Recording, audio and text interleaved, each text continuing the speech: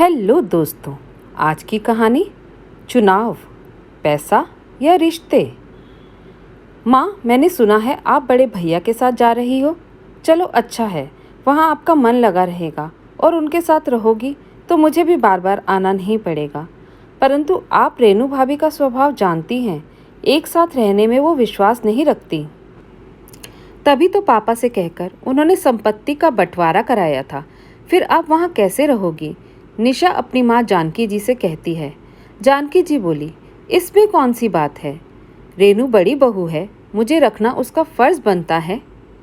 तुम मेरी चिंता मत करो, मैं रह लूँगी, बस बीच बीच में मुझसे मिलते रहना। निशा बोली, माँ वो तुम्हारी सेवा नहीं करेगी। जो परिवार के साथ रहने में विश्वास ही नहीं रखती, वो सास के साथ कैसे रहेगी? मोनी यानी छोटी भाभी मन की अच्छी है और वो आपकी सेवा भी करेगी। आप वहाँ क्यों नहीं चली जाती? जानकी जी बोली, मैं जानती हूँ वो बहुत अच्छी है, पर इतने छोटे से घर में उनका गुजारा ही मुश्किल से होता है। मैं चली जाऊँगी तो उसका भार बढ़ जाएगा। फिर लोग कहेंगे कि बड़े बेटे के होते हुए भी छोटे के पास रहने चली गई। काश कि दोनों एक ही छत के नीचे रहती तो कितना अच्छा होता। मुझे उनका सहारा और सबका साथ दोनों मिल जाता। बाहर मौनी उनकी सारी बातों को सुन रही थी। वो मुस्कुराते हुए कमरे में आई और बोली, माँ जी, हाथ की पांचों उंगलियां एक जैसी नहीं होती हैं। कौन नज़दीक और कौन दूर, ये तो वक्त ही बताता है। आप जहाँ भी रहें बस ठीक से रहें। हमें बस इतना ही चाहिए। जब भी आपका मन ना लगे, आप बेझिझक हमें कह दीजिएगा, हम आपको लेने चले आएंगे। मैं उस दिन का इंतज़ार करूँगी जब ये दूरियाँ नज़दीकियों में बदल जाएं। जानकी जी बोली, बहू, मैं तुम्हारे घर जाकर तुमसे नज़दीकियाँ बढ़ाकर अपने बेटे को परेशान नहीं करना चाहती। ये बात तो सच है कि बड़ी बहू के पास पैसा है, पर दिल उसका छोटा है। राकेश यानी बड़ा बेटा, उसके पास इतना पैसा है कि कभी मुझे किसी बात की दिक्कत नहीं होने देगा। बहू, मैं सबको मिलाकर चलना चाहती हूँ। आशा करती हूँ तो मेरी परेशानी को समझोगी।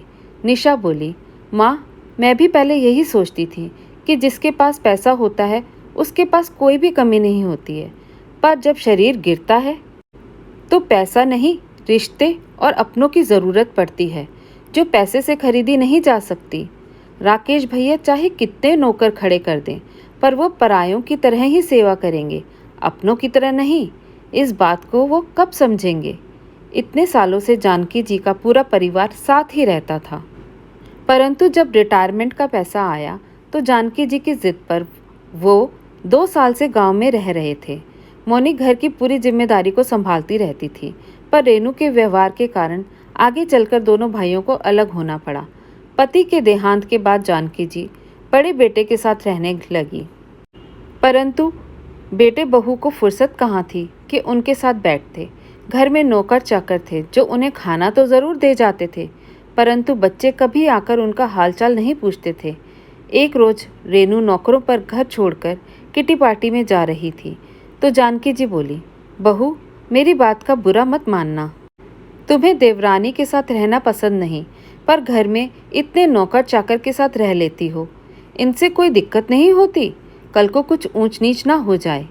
रेनू बोली, मम्मी जी, मेरे घर के नौकर चाकर भी हाई क्वालिटी के हैं, वो ओछी हरकत नहीं करते हैं। जहाँ तक साथ रहने की बात है, मुझे किसी की दखलंदाजी से घुटन होती है। जब वो बेटे से इस विषय पर बात करती तो बेटा बोलता, माँ, जब से आई हो वही साथ रहने की रट लगाई हो और तभी से ये सब परेशानियाँ शुरू हुई हैं। नौकरों के साथ रहने से आज तक कभी घर में से कोई सामान गायब नहीं हुआ है, फिर आप ऐसी बातें क्यों कर रही हैं? माँ बोली, घर में रहता कौन है?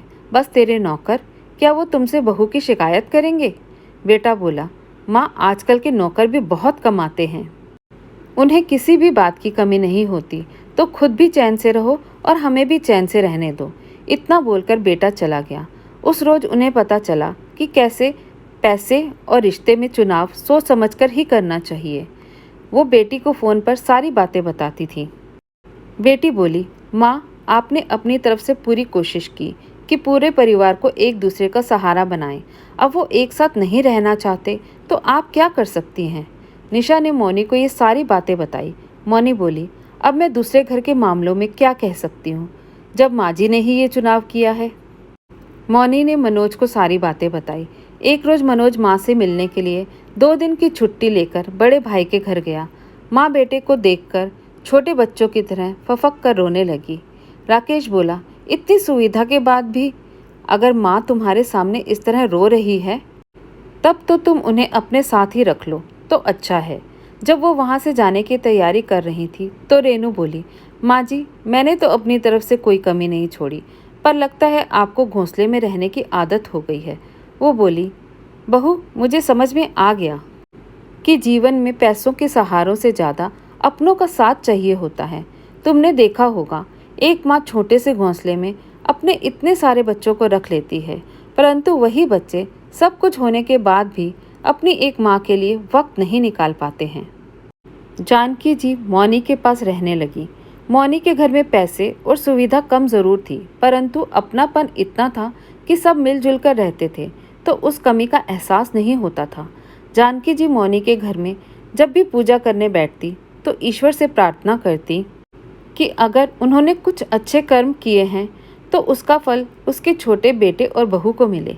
मौनी का स्वभाव इतना अच्छा था कि कभी जानकी जी को उस घर में किसी चीज़ की कमी नहीं हुई। मनोज का कपड़े का छोटा सा व्यापार था।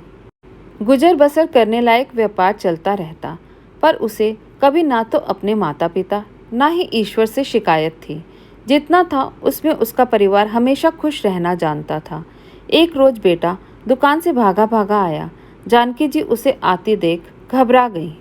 जानकी जी ने मौनी को आवाज़ लगाई, बहुत जल्दी बाहर आओ, देखो मनोज कैसे भागते हुए आ रहा है, क्या बात हो गई होगी।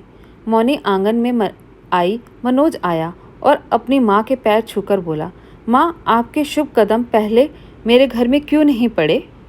सच कहते हैं लोग, माता पिता के पैरों में स्वर्ग होता है। आपने तो इस घर की काया ही बदल दी। मनोज को हंसता मुस्कुराता देख मौनी बोली, आखिर बात क्या है, आप इतने खुश क्यों हैं। मनोज मौनी को बोला, मौनी तुम्हारी तपस्या आज रंग लाई। तुम कहती थी ना संतोष से ही सुख होता है, देखो सुख आज तुम्हारे दरवाजे पर चलकर आया है। माँ आपको पता है मुझे इतना बड़ा कॉन्ट्रैक्ट मिला है कि हम पूरी जिंदगी बैठकर खाएंगे, तब भी कम नहीं पड़ेगा। अब आपको इस घर में भी किसी चीज़ की कमी नहीं होने दूंगा। जानकी जी की आंखों में खुशी के आंसू छलक पड़े। मनोज बोला, माँ आपकी आंखों में आंसू। जानकी जी बोली, बेटा तुम्हारे बाबूजी ने थोड़े से पैसे से अपना व्यापार शुरू किया था। जब बड़ी बहू के जिद पर उन्होंने इस दुकान के 2 हिस्से किए थे तो मैं ही जानती हूँ उनके दिल पर क्या बीती थी। अपनी ईमानदारी से तुमने इस व्यापार को इस ऊंचाई तक पहुँचाया। आज तुम्हारे बाबूजी होते तो उन्हें बहुत खुशी होती। जहाँ मौनी के घर में खुशी के दिए चल रहे थे, वहीं रेनू एक रोज नौकरों पर अपने घर को छोड़कर अपनी सहेलियों के साथ फिल्म देखने गई, और जब देर रात वो लौटकर आई तो पूरा घर उसे खाली मिला। पति जब दुकान से लौटकर आया तो घर की हालत देखकर रेनू पर बहुत चिल्लाया। रेनू बोली, काश कि मैंने माँ जी की बात मानी होती। बात यहीं खत्म नहीं हुई। रेनू के कहने पर जब पति भागा भागा दुकान से जल्दी में बंद कर आया, उस पर मंदिर का दिया जलता हुआ ही छोड़ आया, जिससे पूरे दुकान में आग लग गई और सब राख हो गया। सही कहा है किसी ने, जब बुरा वक्त आता है तब इंसान अगर हाथी पर भी बैठा हो तो उसे कुत्ता काट लेता है। उस रोज रेनू को एहसास हुआ कि जीवन पैसों के सहारे नहीं, अपनों के साथ गुजारे जाते हैं। माँ तो आखिर माँ होती है, बच्चों की गलती माफ़ करके उसे सीने से लगा लेती है। मौनी ने भी अपना बड़ा दिल रखा और आगे बढ़कर जेठ और जेठानी की मदद की और सब साथ रहने लगे। अब जब कभी रेनू को कोई परेशानी होती तो राकेश कहता, तुम्हारी इसी व्यवहार के कारण हमने अपना सब कुछ गंवा दिया। अब जब अपनों का साथ मिला है तो अपने व्यवहार को बदलो, क्योंकि इससे ज़्यादा खोने की ताकत मुझ में है ही नहीं। धीरे धीरे थोड़े ही में सबके साथ मिलजुल कर रहना रेनू ने सीख लिया। सच कहते हैं लोग, संगत का असर रंग लाता है। मौनी के अच्छे स्वभाव ने रेनू को भी बदल दिया। अब सब मिलजुल कर रहते हैं। मौनी की सास का कथन सत्य साबित हुआ। घर में किसी के सहारे की नहीं बल्कि साथ की ज़रूरत होती है। धन्यवाद दोस्तों। कैसी लगी आपको आज की ये कहानी? चुनाव रिश्तों या पैसों के बीच? अगर पसंद आई तो लाइक और शेयर ज़रूर कीजिए। अगर नए हैं तो चैनल को सब्सक्राइब करना बिल्कुल मत भूलिए।